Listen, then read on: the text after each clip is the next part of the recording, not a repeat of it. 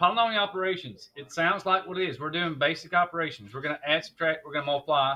The one new thing we're going to add in today is division, because we've already done addition and subtraction. We've actually done multiplication. We're just going to do a little bit of different multiplication where it's not quite your normal basic operations. But anyway, we'll kind of get to those. All right, remember, when you're adding and subtracting,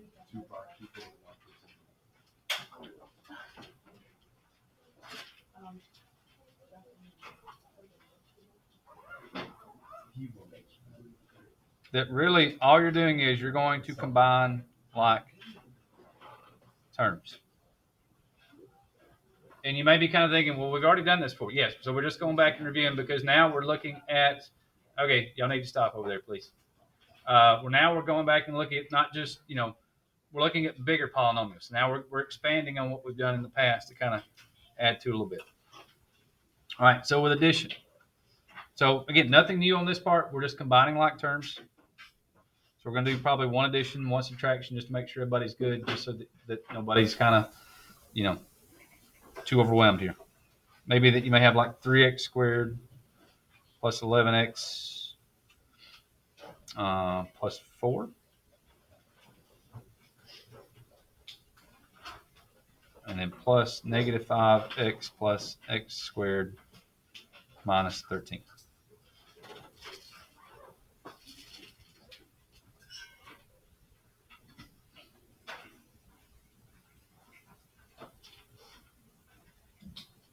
All right, if it's addition, there is nothing that they can really do that's going to trick you in any particular way.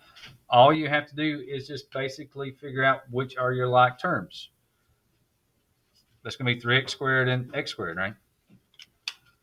Now, again, one small thing to remember. If you've got a variable that's by itself, there's always an understood 1 that would be there.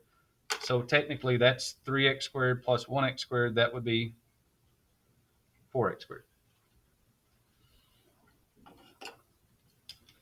Okay, then you go to your x term. If we keep it in standard form, right? Keep it in descending order because that's what we were talking about yesterday. The next power of x we have is the plus 11x minus 5x. So if we do 11 minus 5, that is 6x. And of course, our last one is our constant term. Kind of stick with our vocabulary we were doing yesterday. That's going to leave you with 4 minus 13, or negative 13 plus 4. Either way, that should be a minus 9.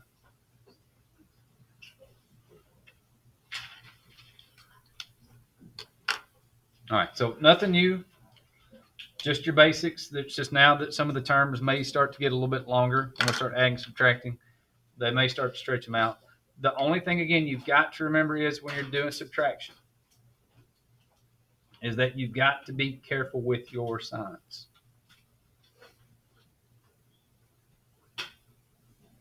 So let's go with y plus 4y squared minus 3 minus. Let's go with 1 plus 2y squared minus 5y minus y to the third. Okay, so the only one that requires any real stop and hit the brakes and pause for just a second is your subtraction. Because before you do anything subtraction-wise, what do we got to do? There you go. You've got to change every sign behind or in the second parenthesis. So whatever's behind whatever's to the right of the minus sign, you've got to change all these signs because technically it's -1 times this times this times this times this, which really just means you're just going to change all the signs. So that's going to be a -1. That's going to be a minus 2y squared. That's going to be a plus 5y and a plus y to the third.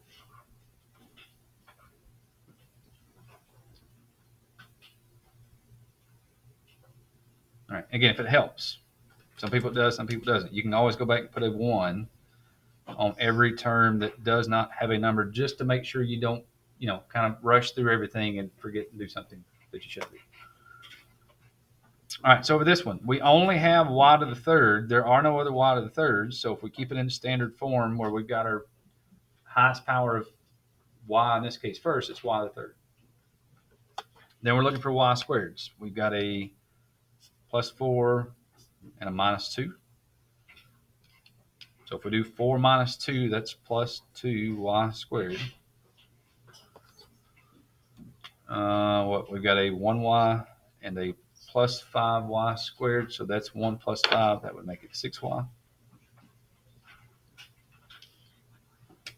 And then works out nice for this one that the two constant terms are right beside each other, so it's negative 3 minus 1, which should be negative 4.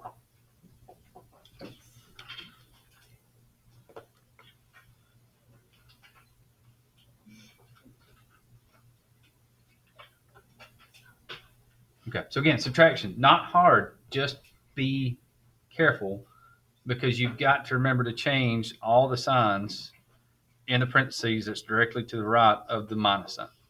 First term shouldn't change unless there's a minus here, which I don't think they'll do that. Unless they put a minus here, that minus just means you've got to change all the signs there. Okay, now if we happen to sneak in a word problem, I'll give you one of those. Yeah, because you never know with sometimes those, especially ACT, they like to sneak in some word problems on you. So let's go with a subtract, because again, addition won't matter because there's nothing sneaky about addition. You just combine your like terms. But let's say you've got to subtract negative 10ab plus 7a squared minus b squared from 8b squared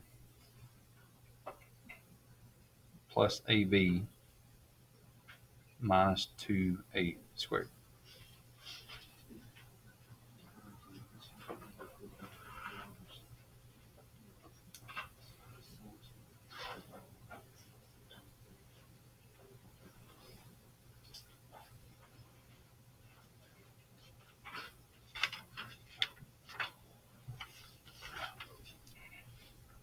Okay, so if you're subtracting the first one from the second one, which one do we write first?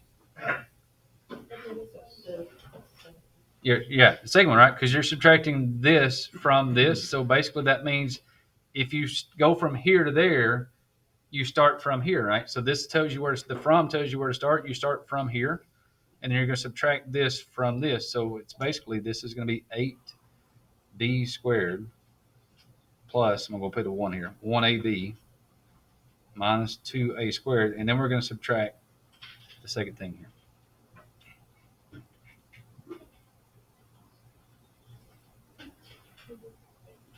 Now, somebody may be asking, well, if we know we're going to subtract this one, this from this, can we just go ahead and change the signs? If you want to kind of skip this step, that's fine. Just make sure that you change all the signs in that parentheses. If you save that step, that's fine. Just make sure you know which one's first. That's the big thing. And then make sure you know which one you got to change the signs. All right, so we're going to make that a plus 10ab, a minus 7a squared, and plus, again, technically that's a 1b squared.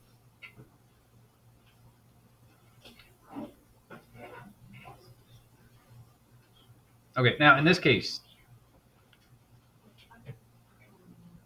yeah, there is no specific order for this one because there are two variables. So they'd have to specify, they'd have to say, a squared is how you should write it descending order. If they don't give you a specific variable, if you've got two variables, there's no standard form for it. I mean, there's no particular correct answer that you have to do in any particular certain way. So this is one of those, this one, they would not make a standard form question because you don't know which variable carries the most weight. So you're just combining like terms at that point. All right, so it's 8b squared plus 1b squared. That would make it a 9b squared. Let's see what we've got. We've got a 1ab plus 10ab. That makes for an 11ab. And then we've got a minus 2a squared minus 7a squared. That makes for a negative 9a squared. Again, order does not matter because there's two variables. We don't know which one's which. So as long as you got those answers, the order doesn't matter. If you put the negative 9a squared first and the 9b squared second and 11ab third, that's fine. Just as long as you got those three numbers in some order, it does not matter.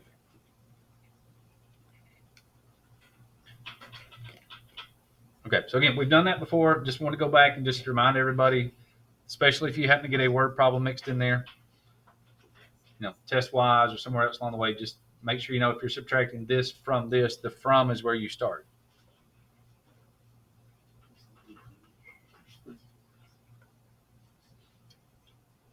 All right, multiplying.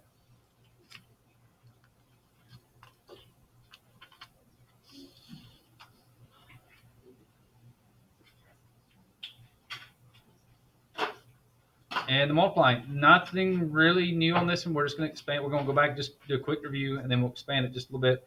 Remember that when you multiply, because we're talking about with the variables, you multiply the coefficients.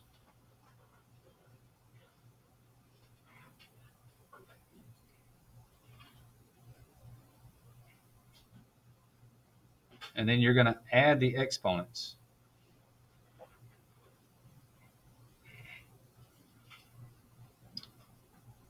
Of the same variable.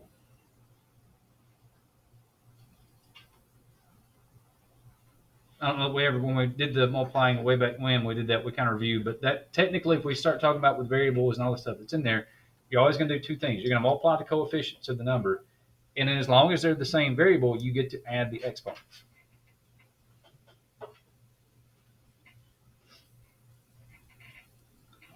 All right, so let's go with this one. So we'll go with 2m squared times 3m squared minus 4m plus 2.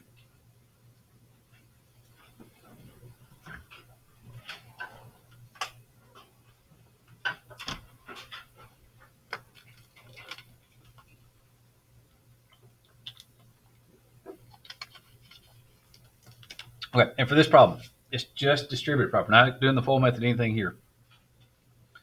So just distributed property.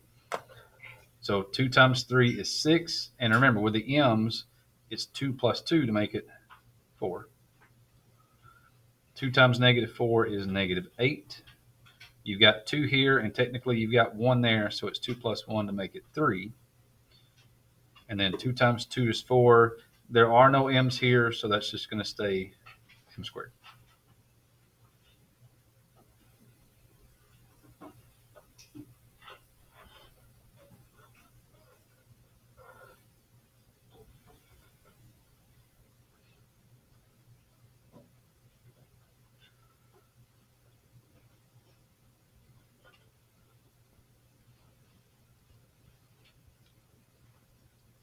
Okay, now here's where we're going to add in a few twisted things. Instead of just doing our normal full method that we've done, we're going to kind of back up and do one with a twist to it. So just doing 2x plus 5, let's do 2x plus 5y.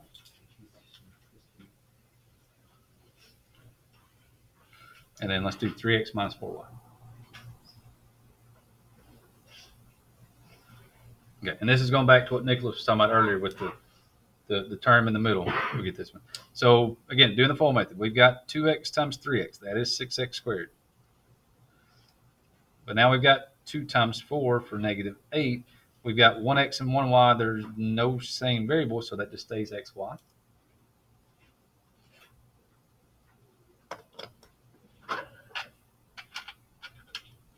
Okay, and then when you do your other half of the full method, we've got this. So now we've got 5 times 3 for 15, xy, and then 5 times 4 for negative 20. But if you do y times y, there's 1y here and 1y here. That'll make it y squared.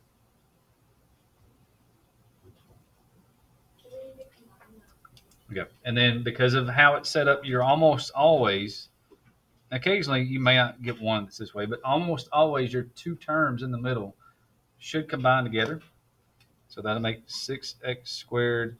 It's negative 8 plus 15, or it's 15 minus 8 for plus 7. And then we got minus 20 y squared.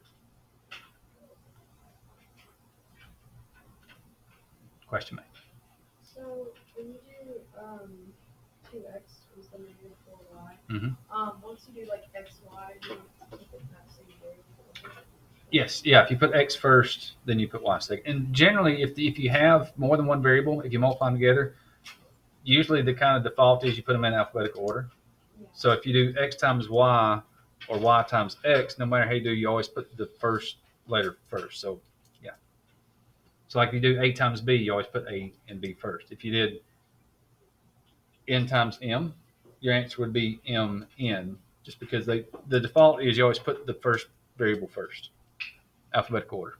I mean, it's not wrong if you do it the other way. It's just you just have to know that if this one was yx, that you could rewrite it and make it xy, so that you could combine those two terms. So.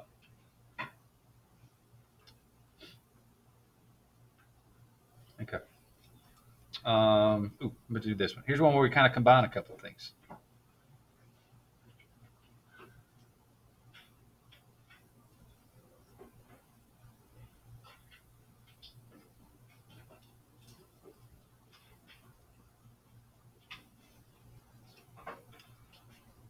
We'll step it up a notch.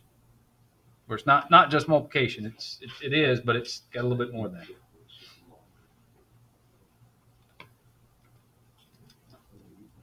All right, we've got two parts. So for this one, we've got a full method here and a distributed property there. For just a minute, just cover up that second part of it. Let's just do this part. Let's just do the full method. Yeah, sorry about that. A little quick. Okay, you're good. Okay. Yeah, a little quick on covering it up. So yeah, we'll wait.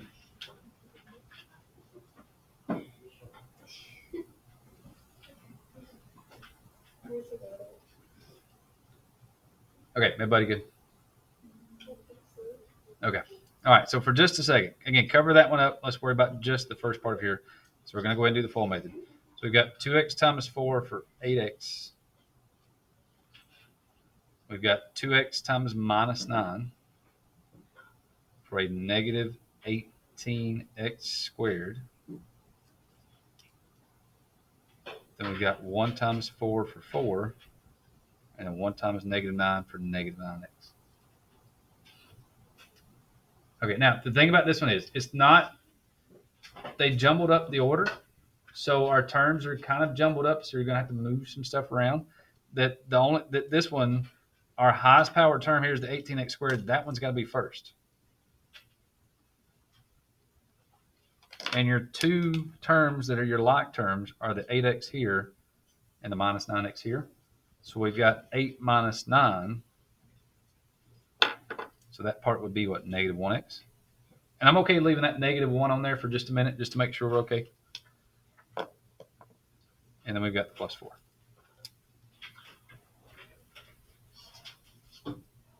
Because most of the time the x is always first. Sometimes they will put that x second, which means when you start combining your like terms, you're going to have to rearrange things a little bit more. It's just when we're used to seeing it this way, because if you put the same terms first, it just makes the work a little bit easier. But again, sometimes they will, on purpose, switch up the order to make things a little bit more difficult. Okay, so that was the problem there. That would be it. We would be done. But we've still got this second part that's hanging out here. Now we got to do a little distributive property. So we do negative 2x times 3x. That's a negative 6x squared. And then negative 2x times 11 is a negative 22x.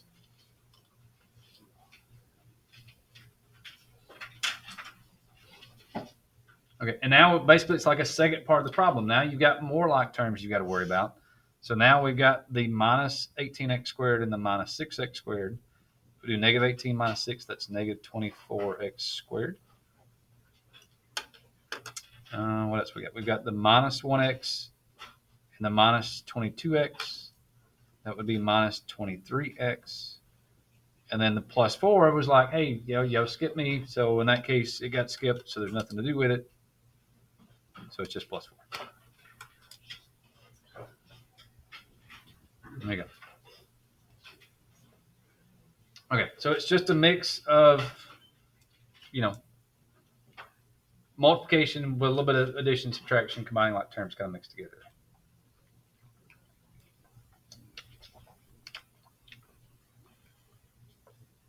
Okay, now here's one I kind of like to do. This one's sometimes kind of fun because I'll show you a different way. And sometimes this throws people off. Sometimes they're okay with it. But let's say that we've got 6b squared minus 7 times b squared plus 2b plus 3.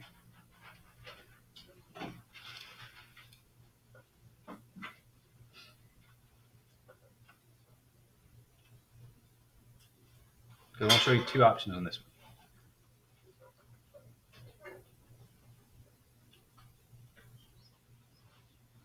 Okay, now the big thing on this one is because it's more than just two terms, it's not the full method, it's an extension of the full method because now it's like full method plus, so it's on one like this one. If you get three terms, like this one has on the second part of it here, honestly, here's kind of what I like to do in this case. I like to think about this one, not because if you do this one, you're going to have like rainbows all over the place because you got this, and then you got this, and then you've got stuff kind of going everywhere, and the terms get all jumbled up. Honestly, to me, if this has got three terms and this one's got two terms, here's honestly what I'm going to do because it makes things a little bit nicer. Instead of doing all the stuff distributed properly this way, and if y'all don't like this, we won't do this, but I just want to at least show it to you. Stack this thing up like an old multiplication problem. Now again, if this throws everybody for a big loop, we won't do this, but let's just at least show it to you. And does everybody remember doing your old long multiplication problems? How to do that? If you were doing 173 times 42, that you would do 2 times 3 and then 2 times 7 and 2 times 1. How we would do that, and we'd carry that over. And then you'd put a space here or a 0 or whatever, and then you would do 4 times 3 and then 4 times 7 and 4 times 1.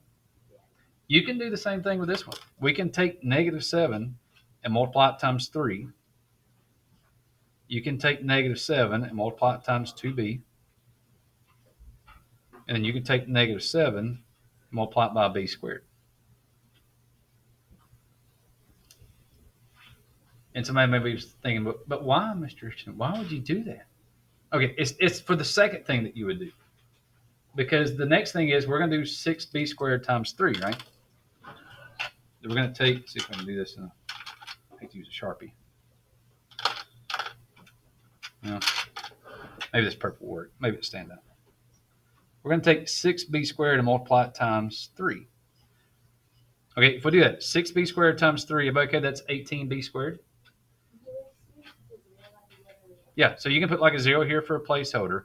If we do 6b squared times 3, that's going to be a b squared answer, right?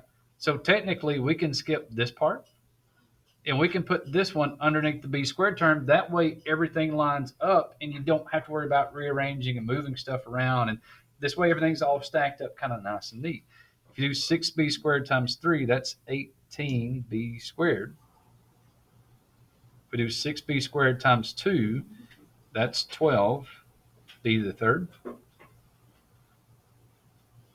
And if we do 6b squared times b squared, or 1b squared, what's that?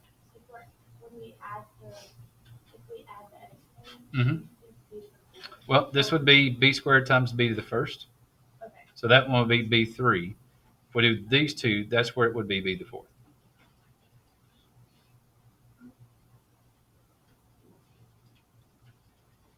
Okay, and if you do it that way, then everything is lined up. You don't have to worry about rearranging and moving stuff around and finding your like terms and rewriting. Everything's just stacked up on top of each other. So this would be 6b to the fourth plus 12b to the third. That's 18 minus 7. That's 11b squared. These two didn't have any terms, so they won't change. They'll just say negative 14b and then minus 21.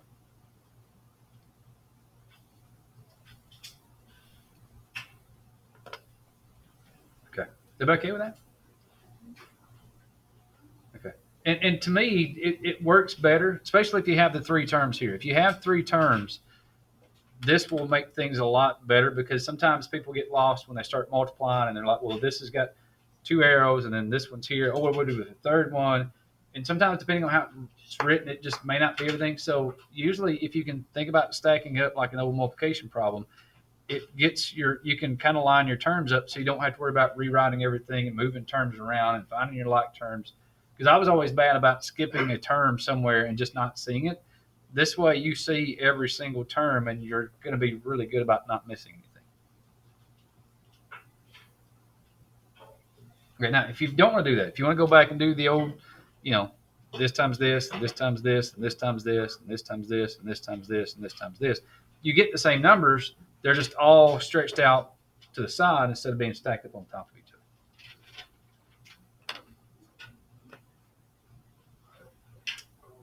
All right, one more multiplication.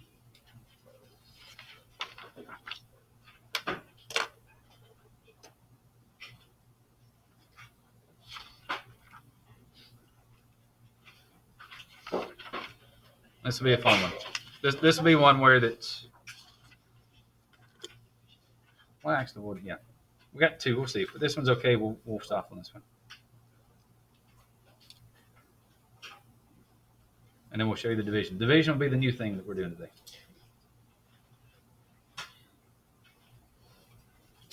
We're going to do negative 3 times x plus 5 times x minus 2 times, x plus 4.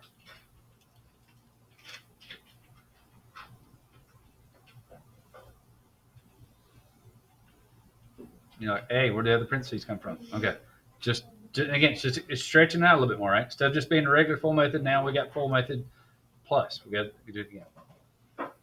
Okay, I would say for this one, first thing you would probably want to do is just go ahead and do distributive property with a negative 3, and it only goes to one parentheses.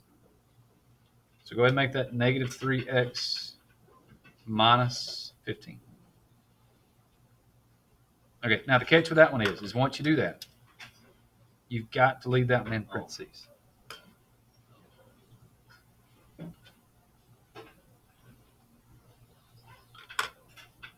All right, which means we're going to do the full method, but we're only going to use the first two parentheses now. We've got that times that, so negative 3x times x would be negative 3x squared. Negative 3x times negative 2 for a positive 6x.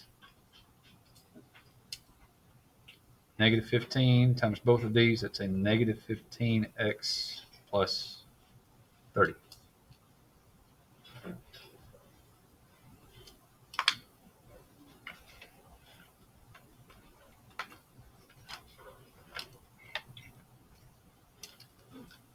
Okay, again, combine your like terms, which is, as long as everything has the variable first, it's easier because it's just the 2 in the middle. So that's negative 3x squared minus 9x plus 30. And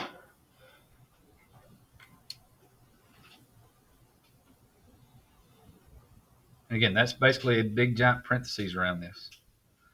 And we've still got one more x plus 4 that's at the end of it.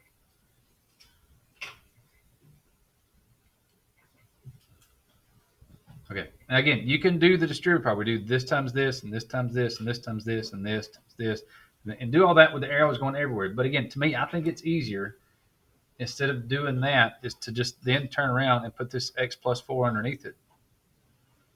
And then we're just going to multiply here.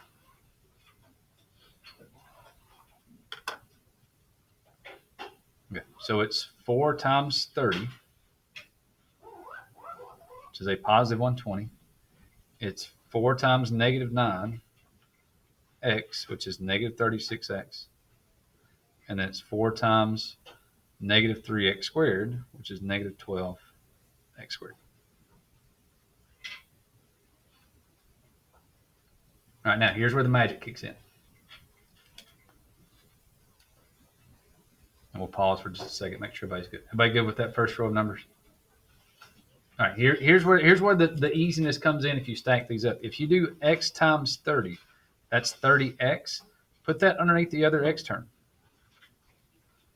which basically means there's not anything here, so we can just skip that. It's, like a placeholder if you don't think about it. Now we've got 9x times, or negative 9x times x. That's a negative 9x squared. And then we've got x times negative 3x. That's negative 3x to the third power. And that way, again, you should know that if these are changing, that your power should change as you go on through that. And again, everything is stacked up on top of each other now. It's just negative 3x to the third. Negative 12 minus 9 is negative 21, x squared. 30 minus 36 or negative 36 plus 30. Either way you go, that's a negative 6x. And then we've got the 120.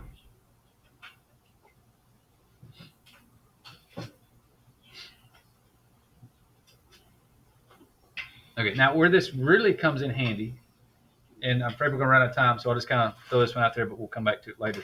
Where that would really come in handy, and you don't have to write this down, is if you had like x squared plus 2x minus 5 times 3x squared minus 4x plus 7.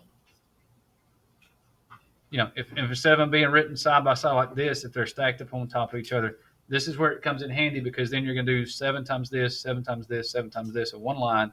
This will be on the next line. This will be on the third line. And then everything is stacked up on top of each other instead of being all stretched out. So it really, really, really gets useful when you multiply 3 terms by 3 terms, because if not, it gets long this way, and this way it keeps everything stacked up, which makes everything a lot nicer and a lot neater. Okay, but that's just, again, just expanding on the stuff that we've done before with everything full method. All right, last thing we've got to do today. Here's the new stuff. All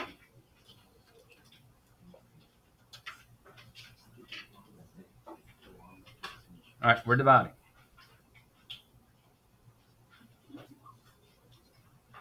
All right, if you remember multiplication, we multiplied the coefficients and added the exponents. Yeah, division is the opposite, right? So instead of multiplying, we're going to divide the coefficients.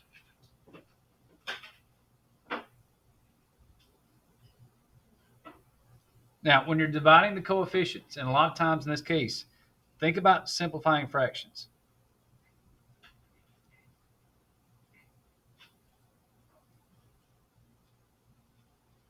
That in a lot of cases, it's not really division, it's more of just simplifying fractions.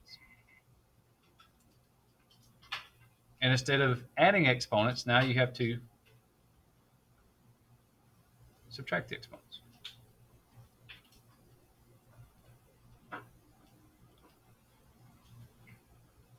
And it's going to be numerator minus the denominator. Top numbers first, denominator is always second when you're doing when you're subtracting your exponents.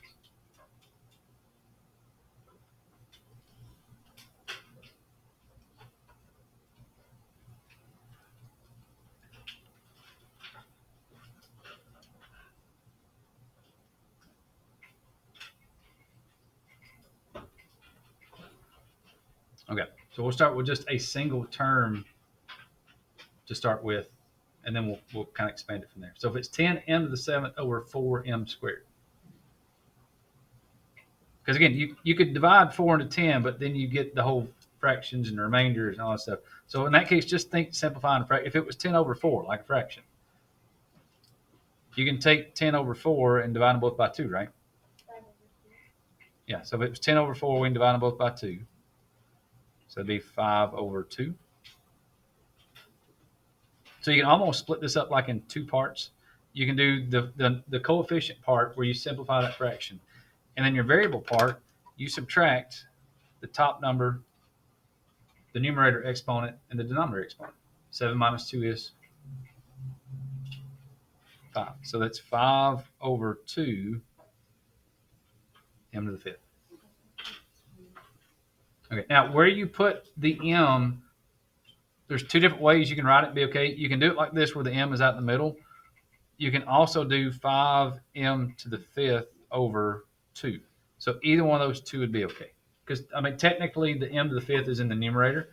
Because if you think back to like the old way of doing this, if you had 7 m's on top and 2 on the bottom, you could cancel out 2 and you're left with 5 on the top. It's just sometimes they'll do the fraction and then they'll put this part here, something like that.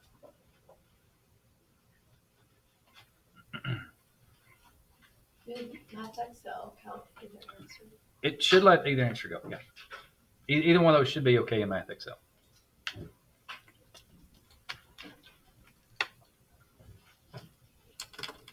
Okay. Everybody all right there? So far, so good?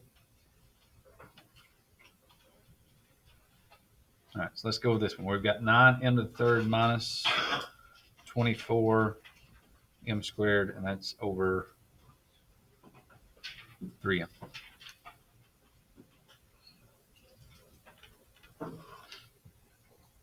Okay, as long as it's a single term denominator, you can actually, and again, this is kind of thinking back to some of the Math Excel problems. Remember we're doing a quadratic formula, how they would take it and split it up into two parts? This one, kind of the same thing. If it's a single term denominator, you can actually split this into two parts. It's 9m to the third over 3m minus 24m squared over 3m. So if it's a single term denominator, go ahead and split it up into two parts if you've got two terms. If you have three terms, you split it into three parts. All right, so this one's pretty easy. 9 divided by 3. 3 will go into 9 evenly in that case. That's just a 3. And again, technically, this is m to the first. So if you subtract your exponents, 3 minus 1 is m squared. 24 divided by 3. In that case, you actually can, again, do division. 24 divided by 3 is 8. 2 minus 1 is m to the first, but if it's m to the first, we don't necessarily have to put it, so we can just leave it as 3m squared minus 8m.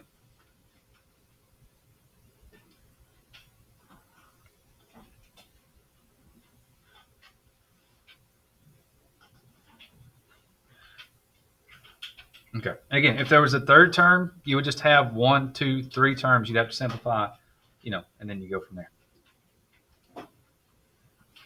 Oh, what if you have two variables? Oh, what if you have two variables? Hey, wait. Somebody say wait. Very good. Okay. All right. If you have two variables,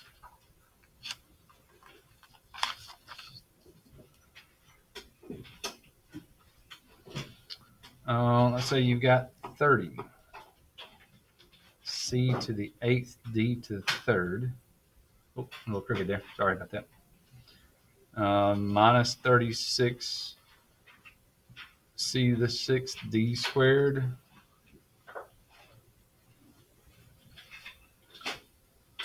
Six c to the third d. Let's go with 12 c squared d.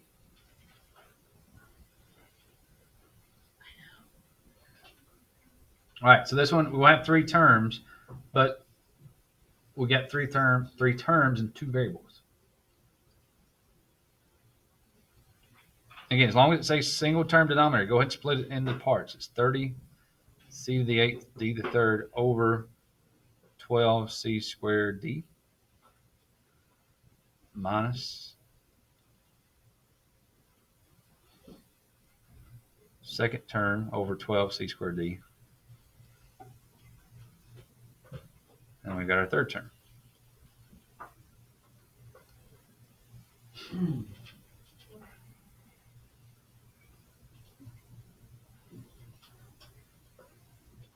Okay. Again, it's something very small, something very simple, but any exponent that doesn't have a power, you might want to go back and put a 1 on it. Just to make sure that you remember that it's there. Because sometimes it's easy to forget that exponent's there, but technically it's d to the first power. Okay, and then just do it one problem at a time. If it's 30 over 12, you can divide them both by 6. That would make that 5 over 2. If you do 8 minus 2, that is c to the 6th power. If you do 3 minus 1, that is d squared.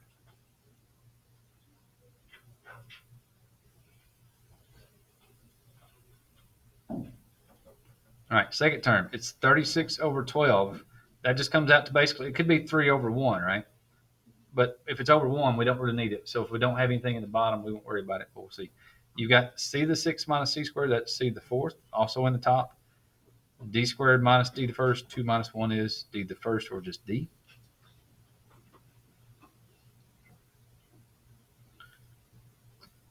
Okay, and then 6 minus 12, that's the same thing as a half. So that's 1 over 2. Again, we may not necessarily need the 1, so we'll just kind of, lightly put it there for a second. We've got c's, it's 3 minus 2. Well, that's c to the first power, so that's a c that's here. d1, that's d0, which means it cancels out all the way, right? So if you've got d to 0, then it's just gone because everything cancels, so we don't have to worry about it. Technically, d to the 0 power would be 1 because that's the same thing as like having 8 over 8. I just make it 1. If it's d over d, then that's just 1 because that cancels. So that's technically just c over 2.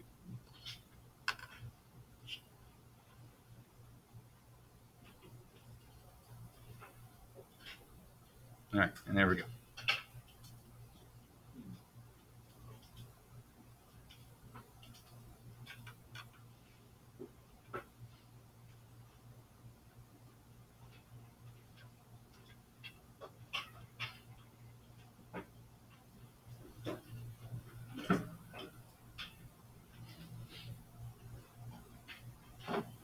Okay.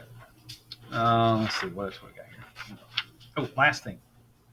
We'll get sneaky on this one.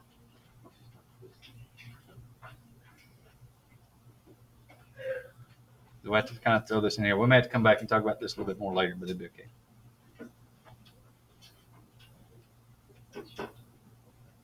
Oh, sorry about that. Don't leave that there. Put my parentheses in too quick.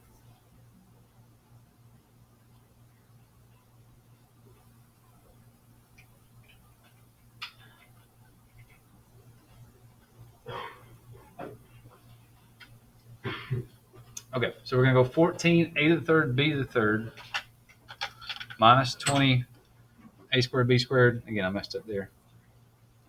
Good thing for whiteout. Plus 2ab, we're going to do that times 2ab to the negative 1 power. That's right, a glare in the screen there. So let's put it there.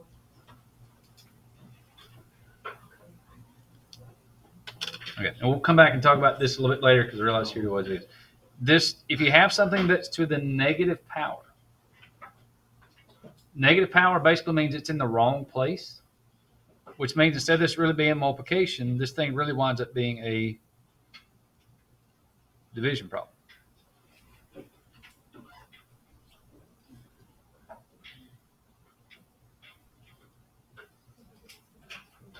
So if you see something that's got a negative exponent, that means you've got to move it from the numerator to the denominator. If it was a negative exponent in the denominator, that means you had to move it from the denominator to the numerator and then make it a multiplication problem. So anytime you see a negative exponent, that means that it's in the wrong spot.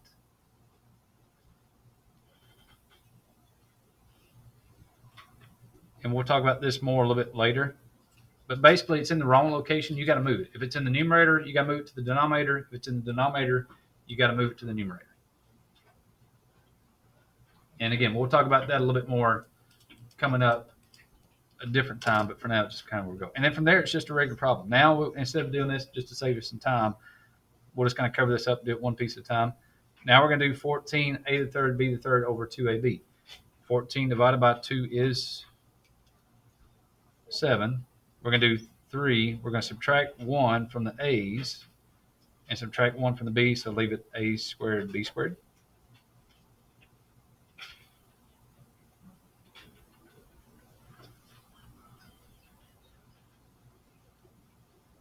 Okay, and then we'll do the same thing with the term in the middle.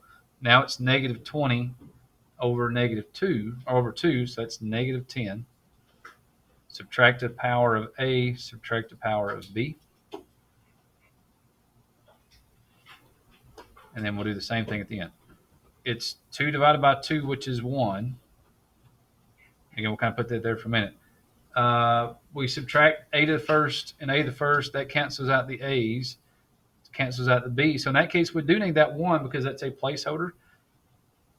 You got to put that 1 there. Because there are no powers of a, there are no powers of b. Everything cancels. So you've got to put the 1 in there to put a placeholder to know that that was 2ab over 2ab, which means that everything cancels, which means that's really just a 1 that would be left over there. Okay.